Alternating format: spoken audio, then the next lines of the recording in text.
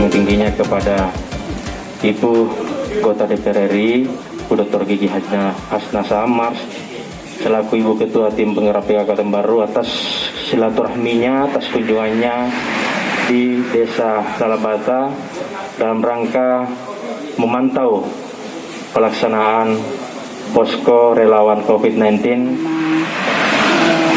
Selaku Ketua Tim Penggerak PKK yang mendampingi Pak Bupati juga sekaligus juga selaku anggota DPR RI di Komisi 9, yang mana komisi ini adalah memang membidangi bidang kesehatan, mengucapkan terima kasih dan juga apresiasi yang setinggi-tingginya kepada masyarakat Salabata dan terutama kepada relawan-relawan yang perlu kita apresiasi luar biasa inisiatif daripada pemuda-pemuda kita.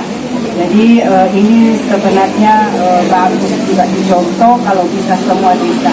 Alhamdulillah. Dan ini adalah salah satu upaya-upaya kita bagaimana untuk memutus tali rantai daripada wabah ini. Atas nama pribadi dan juga mewakili pemerintah, saya lagi mengucapkan terima kasih yang sebanyak-banyaknya karena luar biasa dia bikin 4,